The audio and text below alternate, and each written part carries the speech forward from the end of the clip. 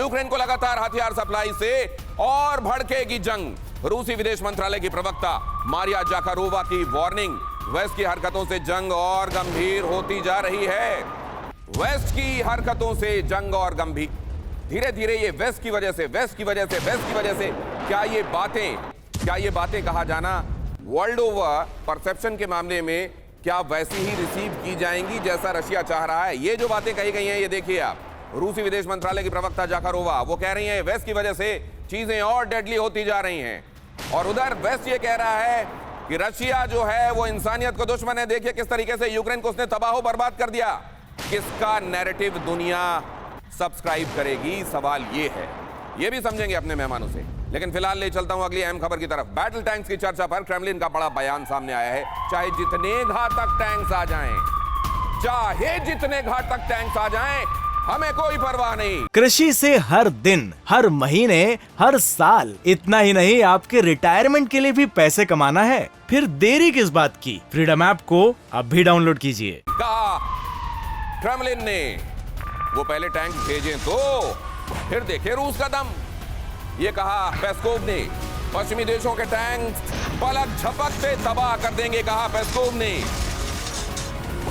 Dmitry Peskov का ये कहना कि टैंक्स भेजो तो सही, हम दिखाते हैं वो टैंक्स और उनकी हैसियत क्या है।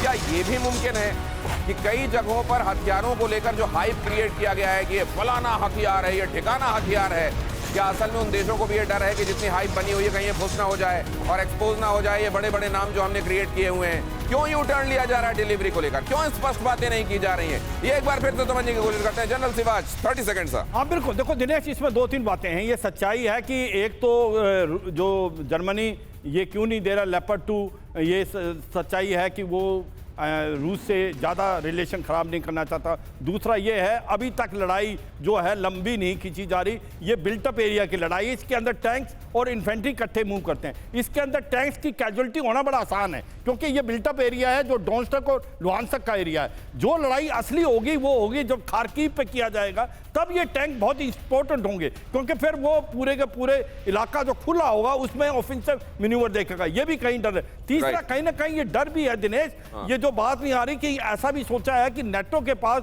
जो वास्ट वेस्टेज रेशियो है वो जो टैंक से कहीं खत्म ना हो जाए कि उसके अंदर चैलेंजर 2 भी है। क्या होता है रेशियो सर? बहुत जल्दी समझाइए, रेशियो क्या होता है?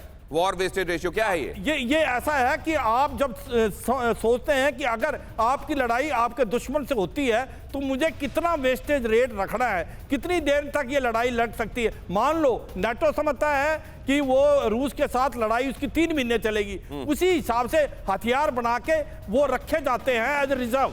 उसको नहीं आप छीनना चाहिए। मैं अपने दर्शकों के लिए बहुत आसान भाषा में समझा देता हूं। अभी नेटो हथियार दे रहा है, ये देश हथियार दे रहे हैं, लेकिन अगर सीधी सीधी जंग छिड़ गई रशिया के खिलाफ और इनको सीधे लड़ना पड़ा तो इनके पास पर्याप्त हथियार होंगे क्या पर्याप्त सस्टेन करने के लिए? ये सोचा जा रहा है नेटो की तरफ से। कृषि से हर दिन, हर महीने, हर साल, इतना ही नहीं आपके रिटायरमेंट के लिए भी पैसे कमाना है। फिर देरी किस बात की? फ्रीडम ऐप को अब भी डाउनलोड कीजिए।